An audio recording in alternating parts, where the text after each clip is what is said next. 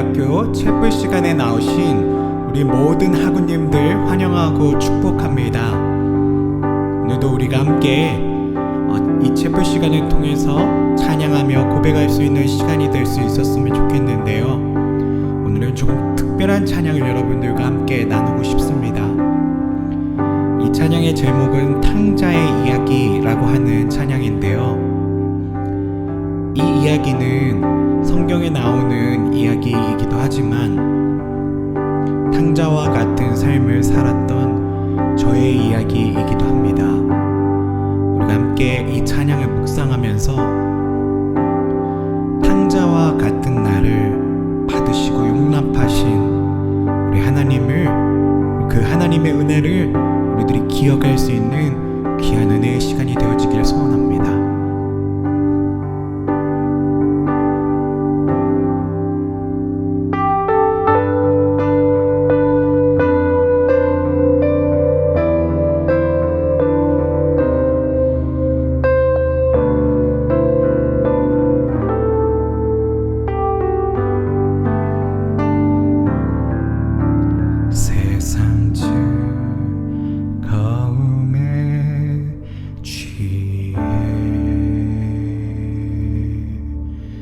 모든 것을 잃고 돌아보니 내 아버지의 집이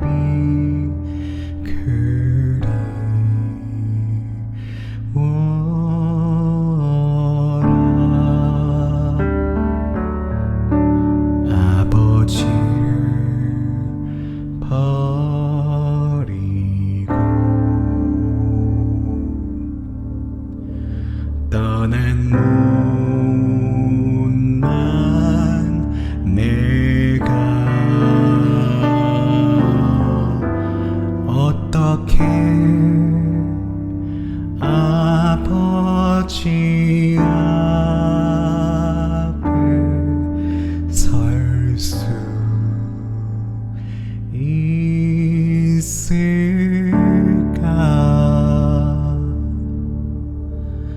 저기 보이는 고향집 바라보며 하염없이 울고 있을 때 멀리에서 나를 알아보시고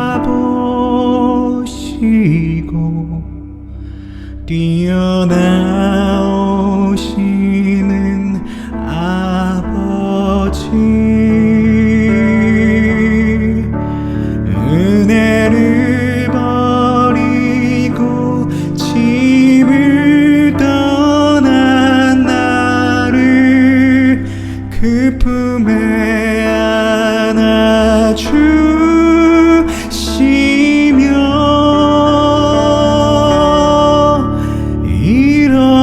잃어버린 내 아들을 찾았다며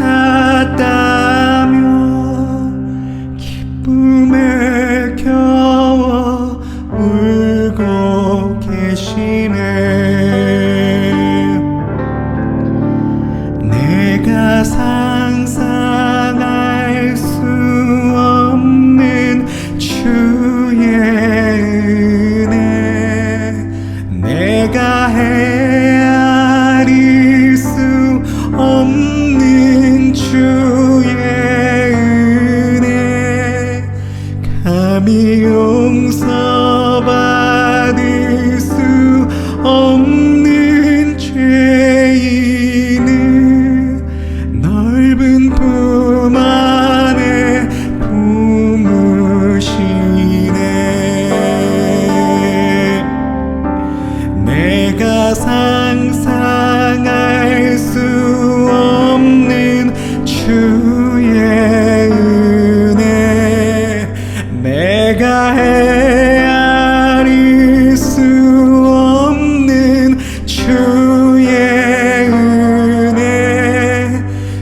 감히 용서받을 수 없는 죄인을 넓은 품 안에 품으시네.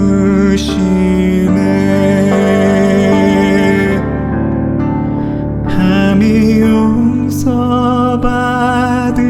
수 없는 죄인을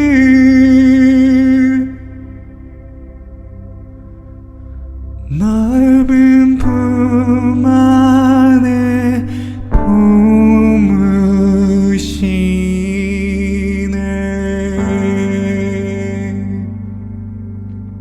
아멘. 주님 감사합니다.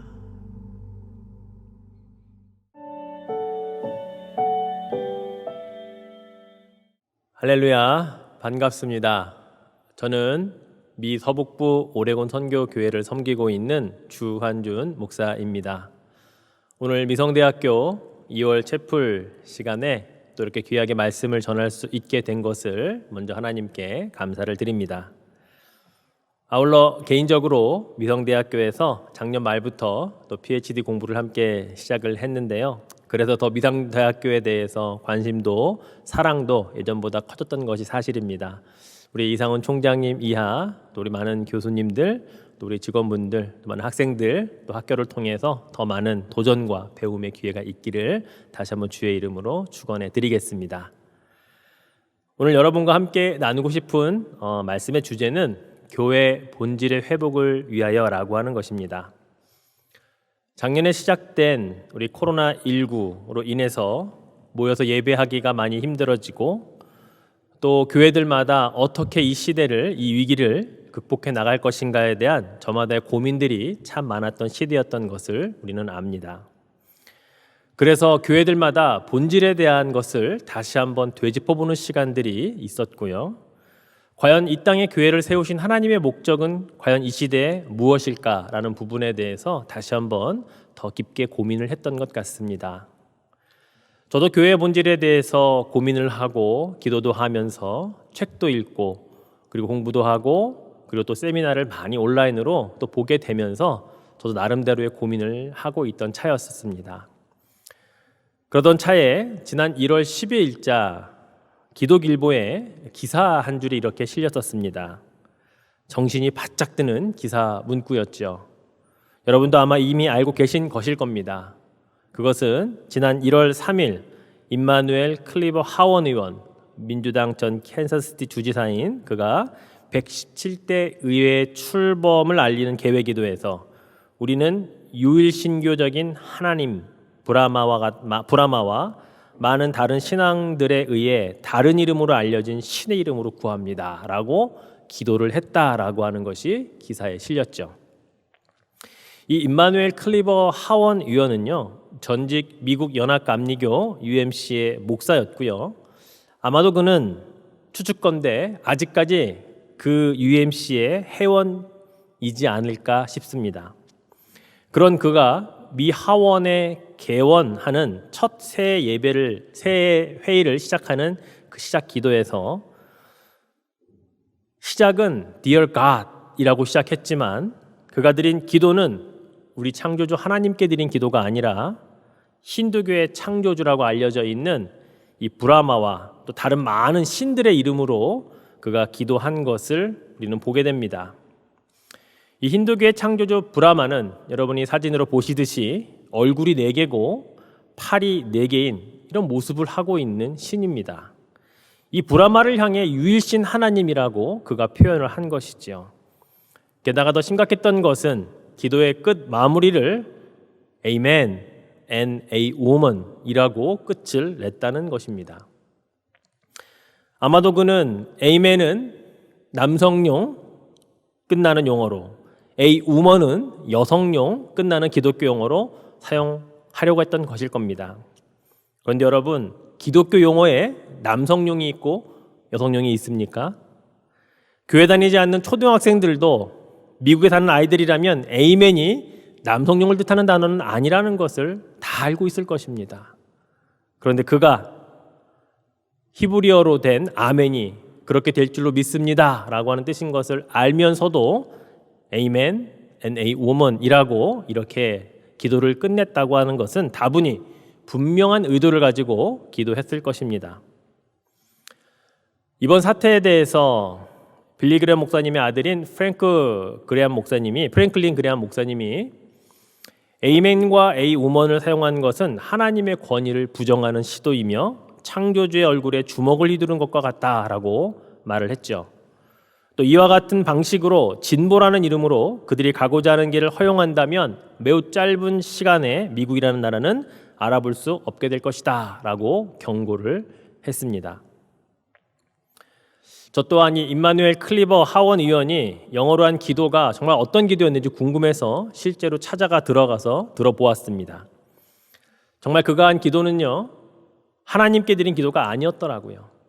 불행 중 다행으로 그의 시작은 Dear God 이었지만 그의 마지막에는 In the name of Jesus Christ I pray 라는 말이 없었습니다. 즉 예수님의 이름으로 기도하지 않았기 때문에 그건 하나님께 드린 기도가 아니었다라고 저는 그렇게 불행 중 다행으로 믿습니다.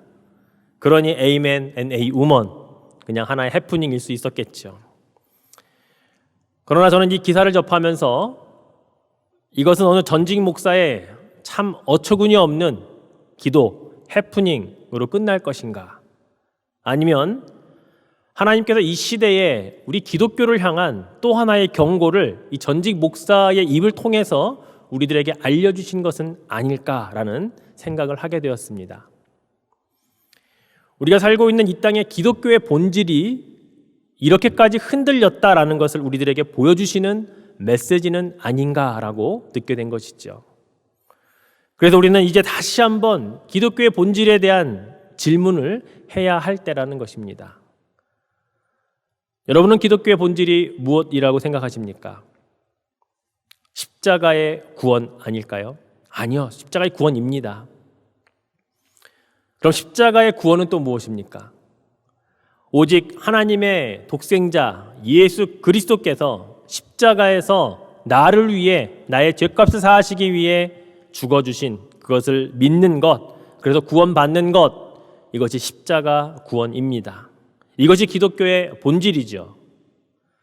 그래서 십자가 구원 없는 것은 기독교가 아닙니다. 그냥 세상의 종교 가운데 하나일 뿐이죠. 더불어 교회의 본질도 기독교의 본질과 다를 수 없습니다.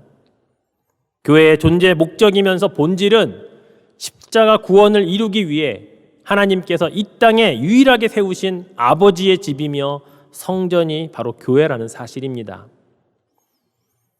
그렇습니다. 교회의 본질이 기독교의 본질이 십자가 구원이라면 교회의 본질은 십자가로 구원을 하는 것이 교회의 본질일 것입니다.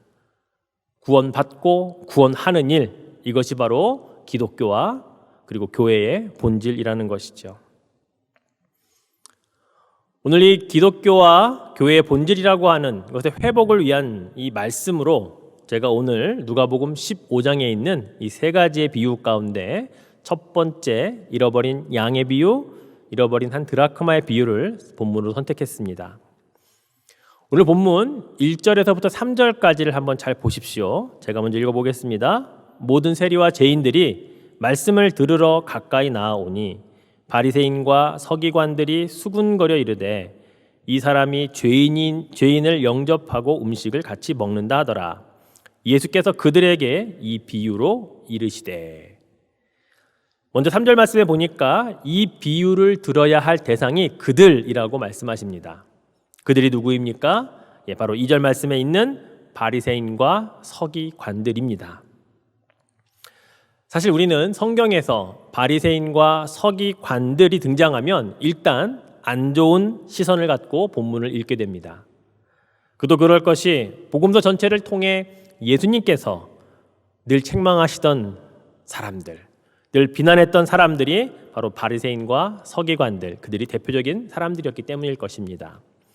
그래서 우리는 바리새인과 서기관들에 대한 책망과 어떤 말씀을 늘 우리는 상관없는 것으로 우리는 그렇게 읽고 넘어갈 때가 많이 있다는 것이죠.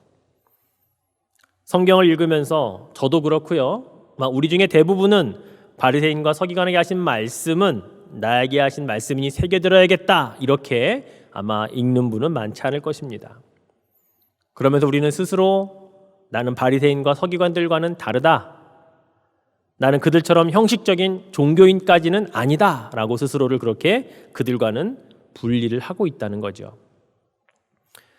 과연 그럴까요? 정말 우리는 예수님의 책망과 그런 비난과 비판으로부터 우리는 자유로울 수 있을까요? 바리새인이라고 하는 이름의 뜻에는요, 분리된 자다, 성결한 자다, 흠이 없는 자다라는 의미가 포함되어 있습니다. 그들은 자신들이 만든 율법 조항 포함해서 613개나 되는 이런 조항들을 철저하게 지키는 자들이었습니다. 율법을 하루에 한두 개 지키는 자들이 아니고요. 시간마다 그들은 613개 조항 가운데 어느 것 하나라도 어기지 않으려고 최선을 다해 지키려고 하는 그런 자들이었습니다.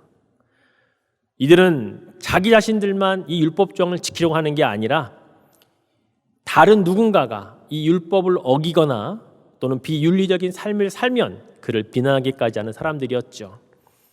심지어 자신의 목숨을 걸고서라도 비윤리적인 삶을 사는 지도자들을 향해서 그들은 저항까지 했던 사람들이었습니다. 실제로 유대 하스모니안 왕조 중에 아리스토블로스 1세가 죽은 이후에 그의 아내가 살로메였는데요. 그가 그의 남편을 버리고 남편이 죽었으니까 그 첫 번째 동생인 얀네우스라는 사람과 결혼을 하게 됩니다. 비윤리적인 그녀의 행위에 대해서 바리새파 사람들이 저항을 했죠. 비난을 했습니다. 그랬는데 그들은 결국 그런 저항했던 것 때문에 약 800명이나 학살을 당하는 일이 있었다고 역사가 기록하고 있습니다. 정말로 자신도 그렇게 거룩하게 살려고 노력했던 자들이었고 다른 사람들도 그렇게 살아야 된다고 강조하고 철저하게 율법을 지켜내던 자들이 바리새파 사람들이었던 것이죠. 그래서 유대인들 사이에서는 사실은 존경을 받는 사람들 가운데 한 부류였습니다. 서기관들은 어땠을까요? 그들 역시 유대인들 사이에서 존경받고 선망의 대상이었습니다. 율법을 필사하거나 연구하거나 또는 율법을 가르치는 전문 율법 학자들이었죠. 레위 지파에서 나왔고 그들은 대부분 세습직이었습니다. 이들은 정식 서기관이 되기 전까지 집중적으로 양육을 받았고 다양한 분야를 어려서부터 체계적으로 공부를 해온 다음에 한 40세를 전후해서 안수를 받고 정식 서기관으로 임명이 됩니다. 그때부터는 기존 전승을 새롭게 해석하기도 하고 또 종교적인 규약을 새롭게 만들어내기도 하는, 또한 재판에 참여하면서 유대인의 최고 의결기관인 사내들인 공의의 회원 자격까지 얻는 사람들이 바로 서기관들이었다는 것이죠. 그런데 그렇게 존경을 한몸에 받던 이 바리새인과 서기관들 앞에 갑자기 갈릴리 출신 지방의 랍비, 선지자로 불리는 젊은 30대 한 총각이 한 12명의 제자들을 데리고 다니면서 자신들을 그렇게 비난하고 책망하니 그들 눈에 예수님이 가시였던 것은 분명했을 것입니다. 그럼 왜 예수님은 그들을 그렇게 비난하고 책망하셨을까요? 그 이유는 아무리 어려서부터 율법을 알고 배웠고 지켜왔고 심지어 율법의 새로운 조항을 만들어내는 자들이었지만 그들은 율법 속에 담겨진 하나님의 참 뜻, 참 진리를 그들은 잃어버렸고 율법의 본질을 잃어버린 대신 자신들의 의의를 드러내는 하나의 수단으로 종교 행위로 삼았기 때문입니다. 그것이 그들에게 비난받고 책망들어야만 했던 이유였던 것이지요. 그러다 보니 신앙생활의 본질은 사라지고 거칠의 겉모습만 남아서 철저히 율법을 왜곡하는 자들이 되고 말았기에 예수님은 그들로 인해 영향받는 유대인들을 또한 살려내기 위해서 그렇게 그들을 향해 책망하셨다라고 우리는 생각이 되어집니다. 바로 여기에 우리 또한 바리새인과 서기관들을 향해 말씀해 주시는 주님의 책망에서 결코 자유로울 수 없다라는 겁니다.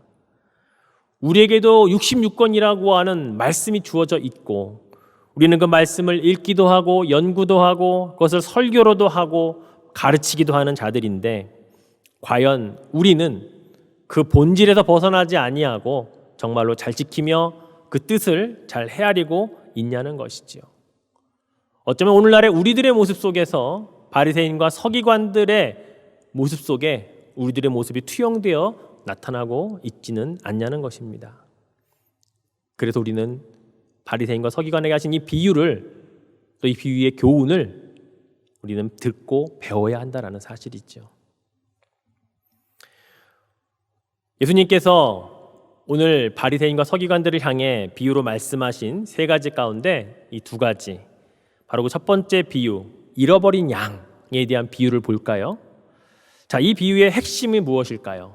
4절 말씀을 보면 너희 중에 어떤 사람이 양 100마리가 있는데 그 중에 하나를 잃으면 99마리를 들에 두고 그 잃은 것을 찾아내기까지 찾아다니지 아니하겠느냐. 양 100마리가 있었는데 그 중에 한 마리를 잃어버렸다는 사실이 핵심일까요? 아닙니다. 이 비유에서 가장 중요한 핵심은요, 한 마리를 잃어버렸다라는 게 아니라 너희 중에 어떤 사람이 그 잃어버린 한 마리의 양을 찾아 나섰다, 이것이 핵심입니다. 그 사람이 이 본문의 주인공이에요. 이 본문의 핵심이죠. 그 어떤 사람의 옳은 행동을 오늘 성경은 너무나 간단하고 명확하게 이야기합니다. 그는 그 잃은 것을 찾아내기까지 찾아다니지 아니하겠느냐라는 주님의 말씀입니다.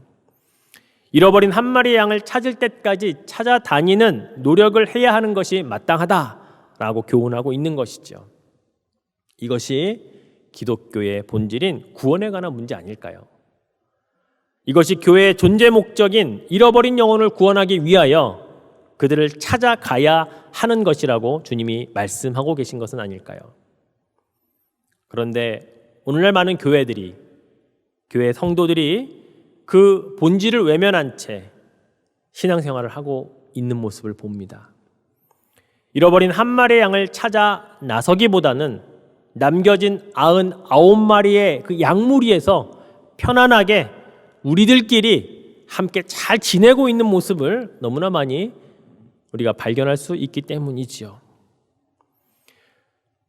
그래서 우리는 내가 직접 잃어버린 양을 찾아 나서는 자가 아니라 우리는 양무리에 남아있는 그 한 마리의 양이 되어서 우리는 그저 여기가 좋사오니라고 하는 신앙생활에 머물러 있는 우리들의 모습을 볼 수 있어야 한다는 것입니다. 왜 그럴까요? 그것은 잃어버린 양을 찾는 것은 성도들의 일이 아니라고 생각하기 때문일 것입니다. 그는 목사님들이나 전도자들이나 그런 사명에 있는 자들의 일이기 때문이라고 생각할 거예요. 그리고 나는 양이라고 생각하고 있다는 거죠. 그러니 당연히 남겨진 양물이 함께 머물러 있는 것, 그거는 틀린 게 아니다라고 생각하고 있는 것입니다. 그래서 예수님의 이 비유의 말씀을 잘 들어야 됩니다. 내가 누구인지 분명하게 인식을 해야 되는 것이에요. 내가 양으로서 지금 이 말씀을 듣고 있는지, 잃어버린 양을 찾아 나서야 할 그 어떤 사람으로 이 말씀을 듣고 있는지를 먼저 구분을 해야 된다는 것이죠. 목회자만 어떤 사람이어야 합니까? 아닙니다. 오늘날 예수 그리스도를 믿는 모든 성도들이, 모든 신자가 그 어떤 사람이 되어야 한다는 사실입니다. 그럴 때 잃어버린 양을 찾는 기쁨을 비로소 느낄 수 있게 되는 거고요. 그때의 그 기쁨의 잔치에 참여할 수 있는 자격이 비로소 주어지는 것입니다. 정말로 찾아 나서 본 경험이 없다면, 잃어버린 누군가를 향해 시간을 내어서 그를 찾아다닌 경험이 없다면, 그것을 찾았을 때에 친구들을 부르고 이웃을 불러 잔치하는 그 기쁨이 기쁠까요? 그냥 단순히 참여자에 불과할 것입니다. 정말로 오랜 시간 내 열정과 내 물질과 내 시간과 모든 정성을 들여서 정말 그 잃어버렸던 한 영혼을 찾아왔을 때에 잔치를 벌인다면, 어쩌면 경제적인 가치로 따지면 한 마리 양을 찾아온 것보다 더 많은 비용을 들여서 잔치를 해야 할지 모릅니다. 그러나 그 기쁨의 가치를 알기에, 그 기쁨이 얼마나 큰 것인지 자신이 알았기에 그런 거 따지지 않고 큰 잔치를 벌일 수 있다라는 사실이지요. 그렇습니다. 한 영혼을 구원하기 위해 얼마나 나의 마음이 그리고 나의 이 모든 것이 다 거기에 포함되어졌느냐에 따라서 우리는 잔치를 벌이는 자가 되느냐 그냥 참석하는 자가 되느냐가 될 수 있다는 사실입니다. 두 번째 비유 역시 잃어버린 드라크마 비유이지요. 로마 제국의 은화는 데나리온이라는 단어를 썼고요. 당시 함께 혼용되던 그리스의 은화과 드라크마입니다. 가치는 비슷합니다. 그래서 한 데나리온이 노동자의 하루 품삯이듯이 드라크마 역시 노동자의 한 품삯 정도가 된다고 합니다. 이 두 번째 비유의 핵심 역시 드라크마를 잃어버렸다가 아니라 그 드라크마를 찾는 어떤 한 여자의 행동에 대해서 예수님은 핵심을 이야기하고 있다는 거죠. 8절 말씀을 보면 어떤 여자가 10드라크마가 있는데 하나를 잃으면 등불을 켜고 집을 쓸며 찾아내기까지 부지런히 찾지 아니하겠느냐.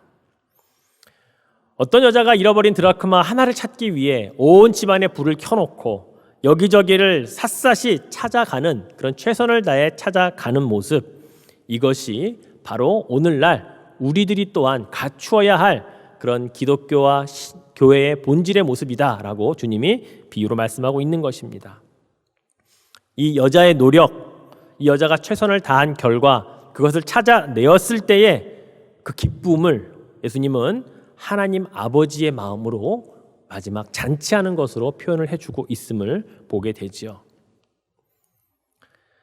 이렇게 잃어버린 양을 끝까지 찾아내는 어떤 사람이 되는 것, 잃어버린 한 드라크마를 끝까지 찾아내는 어떤 여인이 되는 것, 이 두 사람이 될 때에 비로소 하늘 아버지의 마음을 이해하게 되는 것입니다. 예수님께서 오늘 본문 7절과 10절에 보면 그 하늘 아버지의 기쁨이 어느 정도인지를 비유로 말씀해 주셨습니다. 7절 말씀 볼까요? 내가 너희에게 이르노니 이와 같이 죄인 한 사람이 회개하면 하늘에서는 회개할 것 없는 의인 99으로 말미암아 기뻐하는 것보다 더하리라.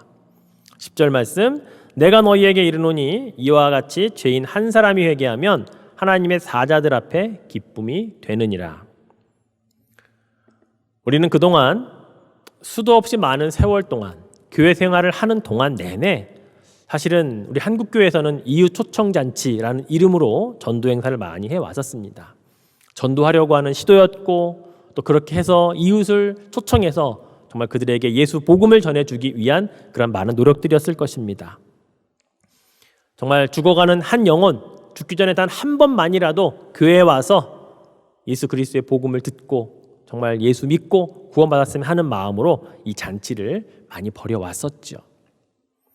그런데 시간이 지나면서 과연 이것이 이웃 초청 잔치라고 하는 그 본질, 정말 그들을 구원하기 위한 정말 교회의 본질을 위한 행사였는가 되돌아보면 오늘날 참 많은 본질들이 퇴색되어졌다는 것을 보게 됩니다. 우리가 신앙생활하면서 가장 힘든 것이 사실 전도하는 겁니다. 한 영혼 구원하는 것이 천하보다 귀한 영혼을 구원하는 것이기 때문에 쉽지 않지요. 그런데 우리는 어쩌면 이웃 초청 잔치라고 하는 이 전도 잔치를 통해서 그것을 하나 행사를 끝내고 나면 그래도 내가 전도하는 일에 이만큼 애썼다라고 하는 하나의 위안을 삼는 잔치로 전락하지는 않았냐는 것입니다. 마치 전도하는 것이 우리에게 해묵은 숙제였는데 1년에 한 번 그거 함으로 말미암아서 구원받은 영혼이 몇 명이었는지에 대한 관심이 없고 우리는 그저 그래 내가 전도해야 하는 숙제 다 마쳤다, 우리 교회에서 했으니까 나도 한 것이다 라고 하는 것으로 그냥 묻어가는 그런 수준의 행사로 전락하지는 않았냐는 것이죠. 과연 이러한 전도잔치 행사를 통해 하늘에서도 그런 기쁨의 잔치가 더 큰 잔치가 열렸을까 한번 우리는 고민해 보아야 한다는 것입니다. 과연 이것이 하나님 아버지께 드릴 수 있는 최고의 기쁨이었을까? 하나님 아버지는 그렇게 잃어버렸던 한 영혼만 돌아와도 회개할 것 없는 의인 99으로 인한 것보다 더 크게 기뻐하고 잔치하신다고 말씀하셨는데 정말 그런 잔치를 우리가 이 땅에 사는 잔치보다 더 크게 정말 열고 계실까? 우리가 즐겨 부르는 찬양 가운데 나 주님의 기쁨 되기 원하네 라고 하는 찬양이 있잖아요. 나는 이 찬양이 들려질 때마다, 아니 우리가 이 찬양을 부를 때마다 저는 마음 한가운데 이런 다짐이 있었으면 좋겠습니다.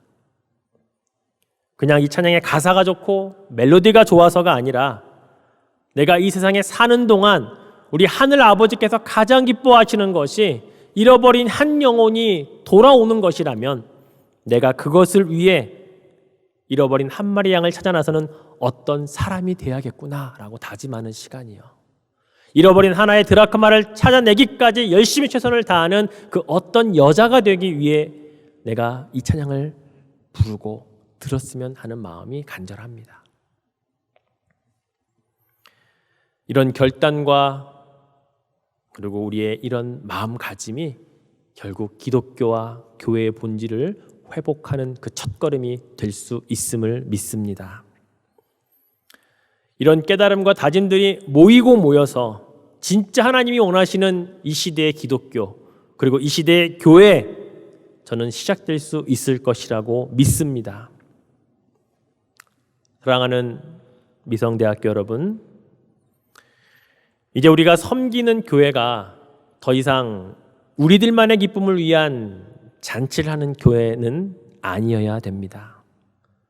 잃어버린 한 마리의 양을 찾아 나서는 어떤 사람을 돕는 일에 모든 목회 역량을 다하고 돕고 지원하고 중보해주는 그런 교회가 될 때에 교회의 본질은 회복이 되어질 수 있습니다. 멀리 해외에서는 열방을 주께로 돌아오는 이를 위하여 교회가 존재해야 하고요.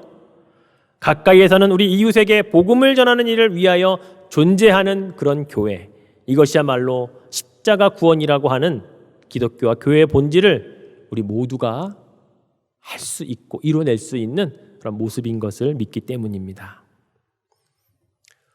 오늘 비록 짧은 이 두 비유를 통해 듣긴 했지만 그러나 우리는 그동안 혹시 잊어버렸던, 혹시 잊고 있었던 그런 기독교와 교회의 본질에 대한 교회의 어떤 모습을 회복하고 또 나도 정말 그 어떤 사람이 되어야겠구나, 나도 그 어떤 여자가 되어야겠구나 라고 하는 그런 다짐을 통해서 우리 하나님께서 정말 기뻐하시는 그 잔치를 열 수 있도록 늘 우리가 최선을 다하는 그런 저와 여러분이 될 수 있기를, 그리고 여러분의 교회가 될 수 있기를 주님의 이름으로 축원해 드리겠습니다.